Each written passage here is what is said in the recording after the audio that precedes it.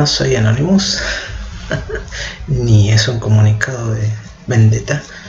Hoy vamos a hablar un poquito acerca de la verdadera persona tras la máscara, algo que muy pocos conocen, y luego lo vamos a conectar un poquito con la realidad que estamos viviendo. Todos habrán visto en algún momento el símbolo de Anonymous, este grupo de hackers cibernéticos que luchan contra el despotismo, contra la autoridad. En una palabra, lo que persiguen es la libertad en las redes, la libertad en internet, y para ello hackean tanto sea a diferentes gobiernos, sobre todo los más importantes, y a las corporaciones, las empresas más grandes e importantes del mundo, y luego lo que hacen con esa información clasificada es venderla al mejor postor, o en algunos casos, para acentuar un poco más el chantaje, lo que hacen es filtrar algunas partes de la información como para darse a conocer y de alguna manera hacer ver que tienen información sensible en su poder. Resumiendo un poquito la historia, la máscara se dio a conocer mundialmente por dos razones. Una, por la película, que está basada en un cómics, una novela, y por el grupo de hackers denominado Anonymous. A partir de ese momento, esa máscara, ese rostro, se hizo mundialmente conocido. Lo que muy pocos saben es que está inspirada, ese personaje está inspirado en una persona que existió y vivió durante parte del siglo XV y principios del siglo XVI en Inglaterra. La película, que se basó en el cómics V de Vendetta o V de Venganza, como se conoció en Hispanoamérica, fue escrita por Alan Moore y fue ilustrada, las ilustraciones, los dibujos fue hecha por David Lloyd. Bien, ahora volviendo a la persona real. El nombre real fue Guy Fawkes. Con el pasar del tiempo, él mismo decidió hacerse dar a conocer como Guido Fawkes. Guido Fawkes era de origen inglés, pero de religión católica, lo cual le llevó a tener mucha afinidad con el Imperio Español de aquel momento, que era el archienemigo de la corona inglesa del Reino de Inglaterra. Bueno, Guido Fawkes luchó junto a los españoles en la guerra contra Holanda en Europa. Luego de ese periodo regresa a Inglaterra, y es allí donde entra a relacionarse, a tener contacto con líderes católicos que estaban en oposición a los reyes protestantes de Inglaterra, más precisamente contra la reina Isabel I de Inglaterra, que era a su vez la máxima autoridad de la iglesia anglicana, y bueno, posteriormente del sucesor de Isabel I, que fue Jacobo I de Inglaterra, también máxima autoridad de la iglesia anglicana protestante, como ya dijimos, archienemigos tanto sea del papado, religión católica, como del Imperio Español. Los, digamos, líderes católicos revolucionarios y que estaban en contra de la iglesia protestante y por lo tanto de los reyes de Inglaterra fueron Robert Catesby y Thomas Winter. Hubo más, pero digamos que los más importantes, los líderes más importantes eran ellos dos. Con ellos entra en contacto Guido Fawkes y deciden en algún momento volar el Parlamento, donde funcionaba la Cámara de los Lores y donde por lo general se hacía presente el monarca de Inglaterra, la reina Isabel I y luego Jacobo I, su sucesor tras la muerte de la reina, que era el Palacio de Westminster. El plan básicamente era simple: dinamitar el Palacio de Westminster en el subsuelo, poner pólvora, dinamitarlo y así matar a todos los lores o los nobles que eran, formaban parte del gobierno inglés, y también eliminar al rey, en este caso Jacobo I de Inglaterra.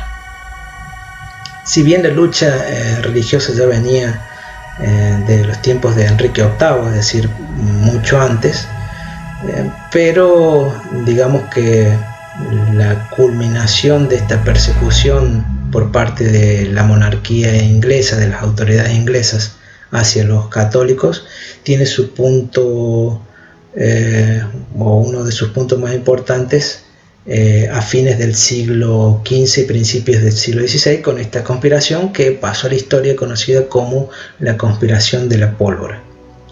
Bueno, en realidad la conspiración falló.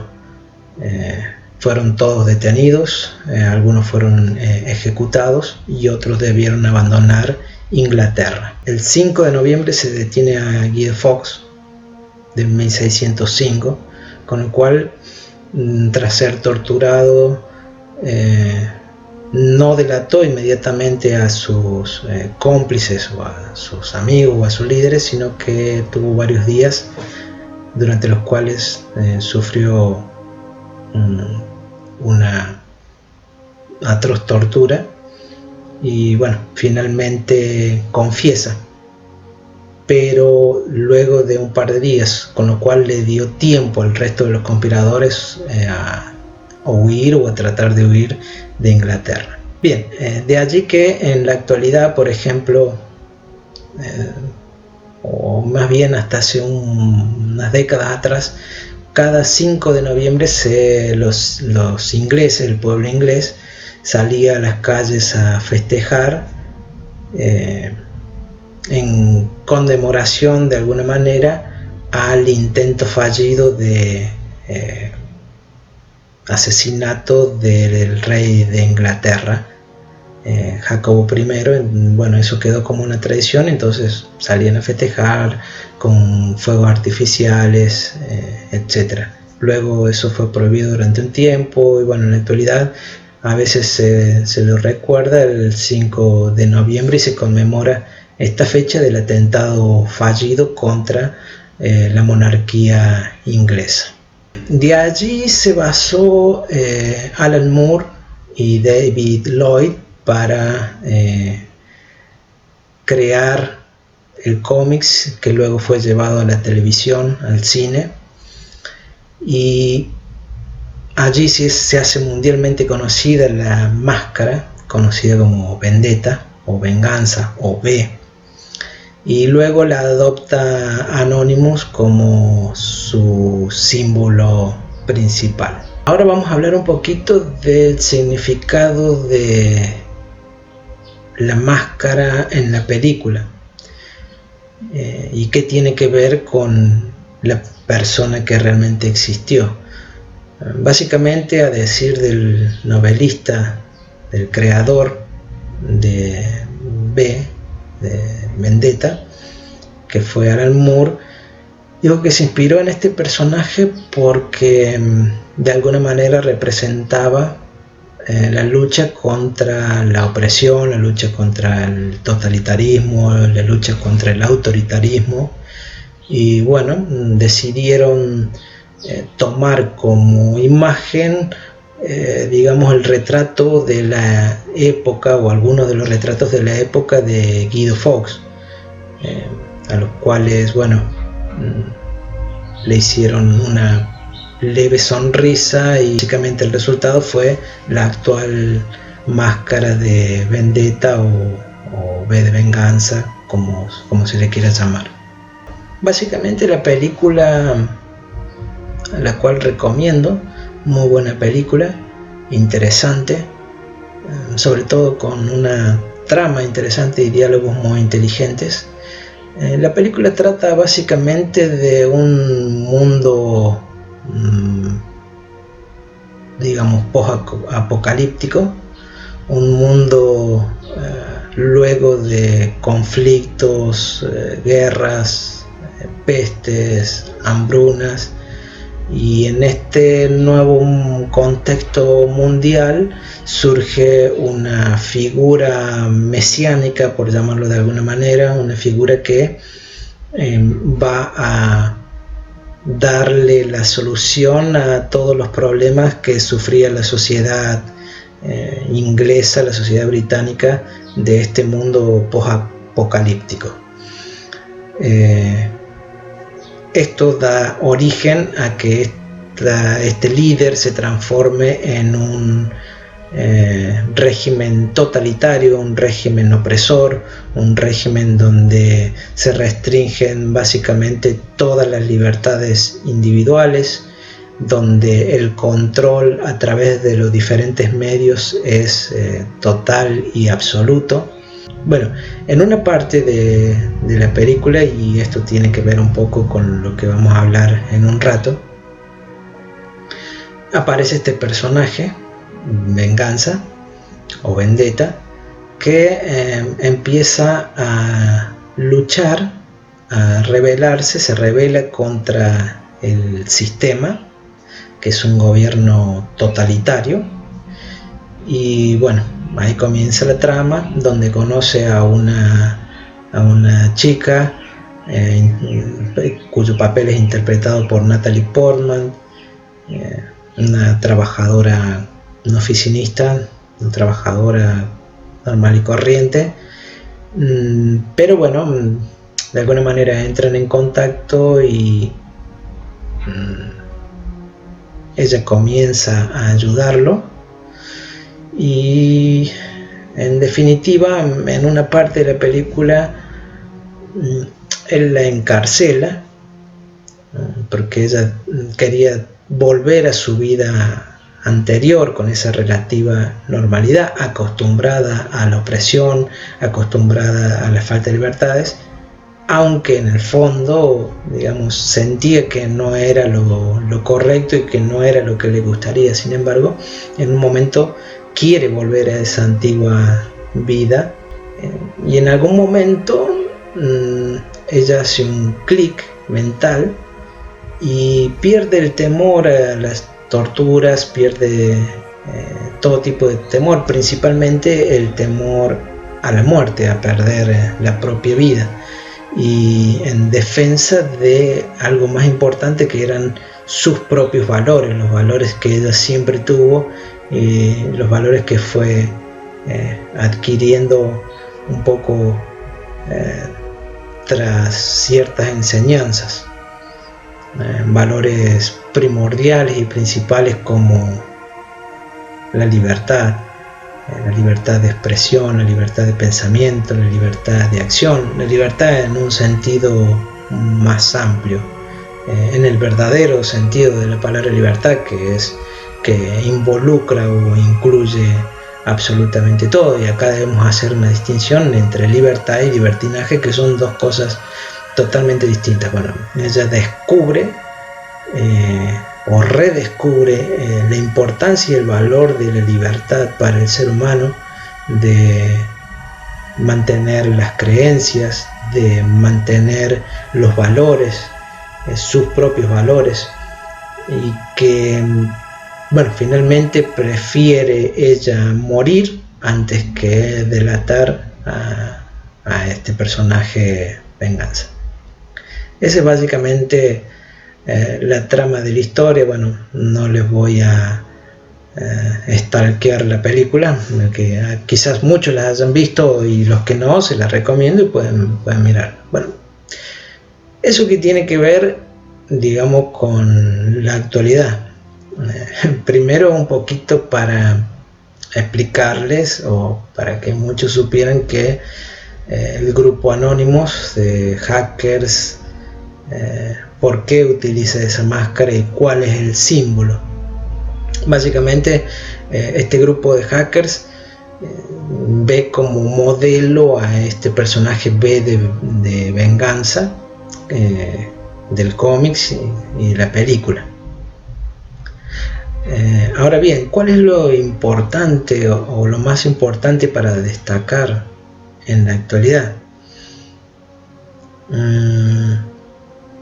Bueno, creo que ahí empezaríamos a hablar básicamente de lo que es el miedo, de lo que representa y simboliza la libertad, de las cosas más importantes que un ser humano puede tener, como son sus valores, sus principios, sus creencias. ¿Qué es la libertad? Bueno, podríamos encontrar un sinnúmero de definiciones acerca de lo que es la libertad y lo que simboliza. Básicamente podríamos decir que la libertad es la facultad que poseen todos los seres humanos de pensar y actuar de acuerdo a su voluntad, a sus principios, a sus valores, a sus creencias. Eso es lo que podríamos resumir qué significa la palabra libertad. Obviamente que involucra muchas cosas más, pero creo que ahí resumimos prácticamente todo. Lo opuesto a libertad, obviamente, es la esclavitud. El sentirse prisionero es lo opuesto a la libertad, como también podríamos decir que el libertinaje es una degeneración de la libertad. El libertinaje sería una libertad sin límites, sin ningún tipo de respeto hacia el otro. ¿Qué es el miedo? Bueno,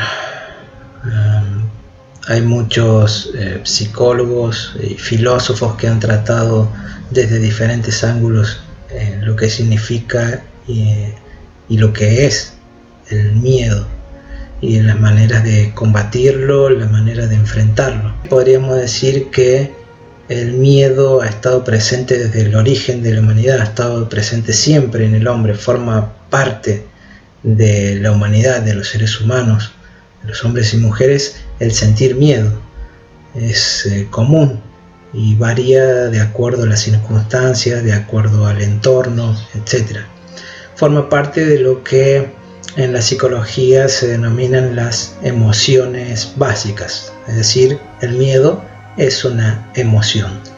Dentro de algunos psicólogos plantean que existen 10 emociones básicas, otros 6, otros 7, pero digamos que más allá de esa variación, el miedo, la ira, forman la alegría, la tristeza, forman parte de algunas de las emociones básicas del ser humano. La gran pregunta es: ¿para qué sirve el miedo? Bueno, el miedo le ha sido a lo largo de la historia, desde la noche de los tiempos, le ha sido de importancia al ser humano porque lo pone alerta, lo prepara para un peligro eventual o ante una situación de riesgo. Cuando el miedo se transforma en una patología, cuando el miedo se transforma en algo absolutamente negativo en las personas y en la sociedad, bueno, cuando este miedo se transforma en ansiedad y esta ansiedad se transforma en pánico, tanto sea en una persona como en un grupo, como en una agrupación mucho más grande, como puede ser toda una sociedad.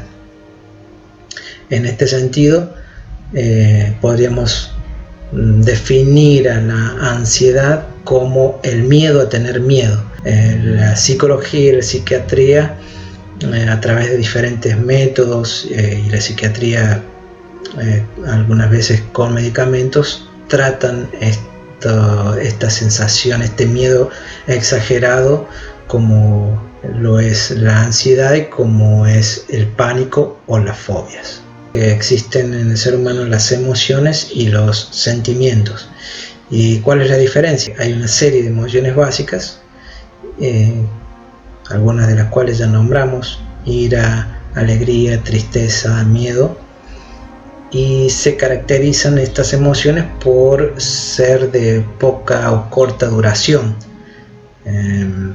a diferencia de los sentimientos, que son es la combinación de las emociones más los pensamientos, o la idea que uno tiene sobre algo o alguien.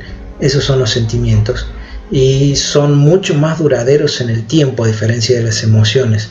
Pueden durar mucho tiempo o toda la vida. Por ejemplo, un ejemplo de sentimientos, el amor, creo que es el ejemplo, o uno de los ejemplos más importantes que podemos dar, que ahí involucran las emociones y la idea que uno tiene, por ejemplo, de una persona. Puede ser por su pareja, amor por su pareja, puede ser amor por amigo o amigas, puede ser amor de padre a hijos, amor entre hermanos, etc.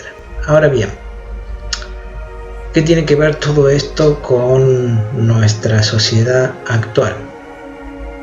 Y hay una pregunta que creo que todos deberíamos hacernos, formando parte de la comunidad, de la sociedad, y es: ¿se puede vivir con miedo? Para citar un ejemplo, una sociedad con miedo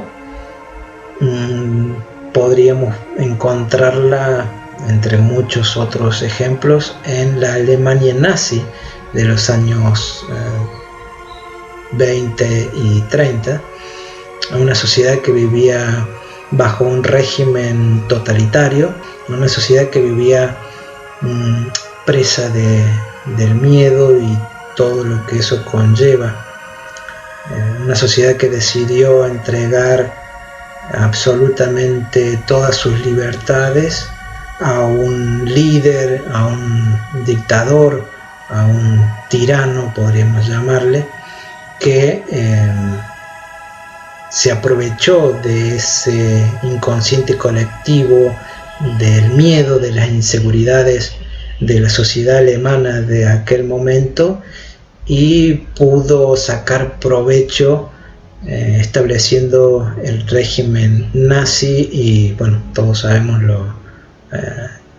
lo que ello implica. Otro ejemplo de sociedades totalitarias lo encontramos en la Unión Soviética, en el régimen totalitario comunista, y en ambas sociedades el miedo era generalizado y todo lo que ello conlleva. Solamente por mencionarles algún ejemplo, había casos que denunciaban a sus propios vecinos de años, con los cuales habían convivido perfectamente, y los denunciaban por pensar distinto, los denunciaban por ocultar a miembros de la resistencia, los acusaban porque eran de religión judía, o porque de alguna manera hablaban mal del régimen o del tirano, y los entregaban a la policía. Bueno, actualmente existen sociedades en donde el pánico es generalizado, donde el miedo hace que los gobiernos puedan dominar más fácilmente a toda la sociedad y conducir a todo un pueblo, a toda una nación, según sus deseos. Y retomando un poquito de lo que venimos hablando, ¿puede una sociedad vivir con miedo? ¿Y puede el miedo en esa sociedad transformarse en ansiedad, y esa ansiedad en pánico, o desatar diferentes tipos de fobias? Podemos decir que la sociedad argentina es una sociedad que vive permanentemente con miedo. Quizás el más importante es el miedo que podríamos denominarle miedo a la situación económica. ¿Y por qué decimos esto? Bueno, nuestra sociedad desde hace varias décadas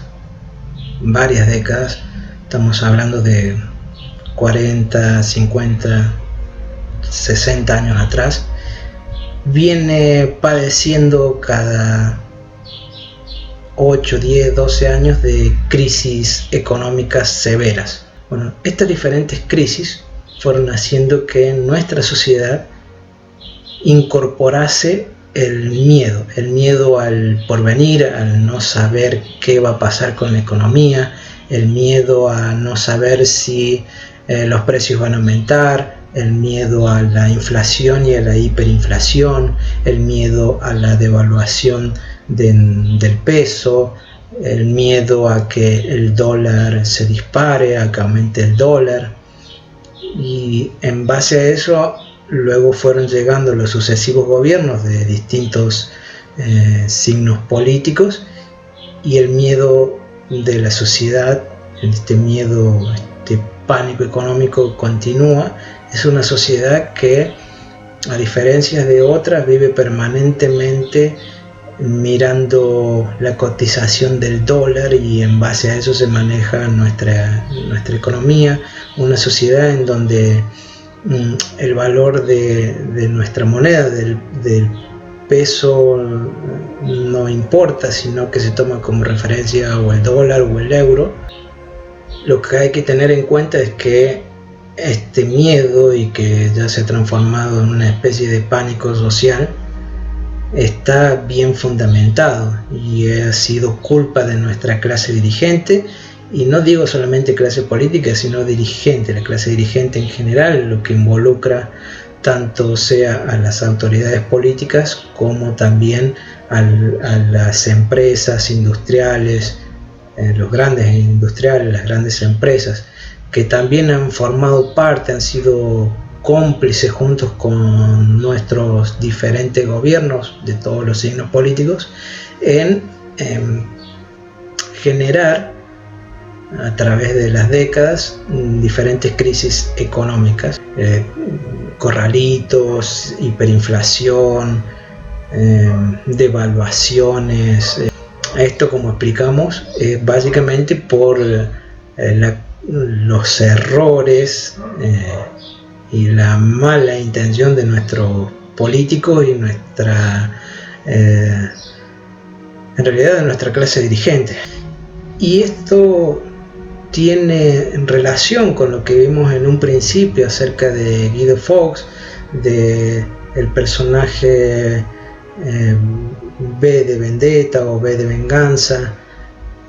Es de alguna manera que el ciudadano, que el pueblo deje de tener miedo, que redescubra que existen valores más importantes, incluso más importantes que la propia vida, como puede ser dar la vida por la persona que se ama, o dar la vida por causas nobles, como lo es la misma libertad. Hay causas justas y nobles por las cuales vale la pena dar la vida, por las cuales vale la pena luchar. Y creo que ahí radica el secreto de mejorar nuestra sociedad, es decir, de alguna manera perder todos nuestros temores y luchar por causas nobles y justas, como por ejemplo es la libertad, como por ejemplo puede ser el hecho de tener derecho a una vida más o menos tranquila, a una vida digna, donde haya menos pobres, donde haya menos indigencia, donde haya salud, donde haya seguridad, donde haya educación, una vida en donde todos los ciudadanos puedan ser más libres y tengan dignidad, donde puedan aspirar a una vida más o menos feliz. Si no, ¿para qué sirve el Estado?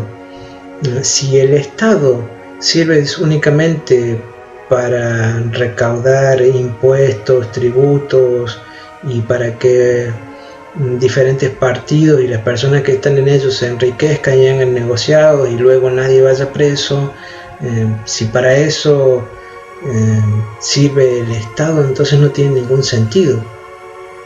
El Estado, en realidad, como entidad que nos contiene a todos, debiera tener como objetivo lo que la mayoría de los partidos nombran, pero ninguno hace, que es el bien común, el bienestar general, que no es otra cosa que la felicidad del pueblo, tratar de hacer al pueblo más feliz, tratar de dignificarlo, hacer que el pueblo viva tranquilo, o por lo menos con niveles aceptables de tranquilidad.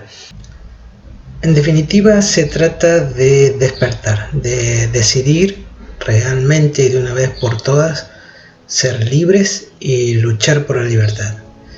Muchas gracias por ver el video y nos vemos en la próxima. Chao.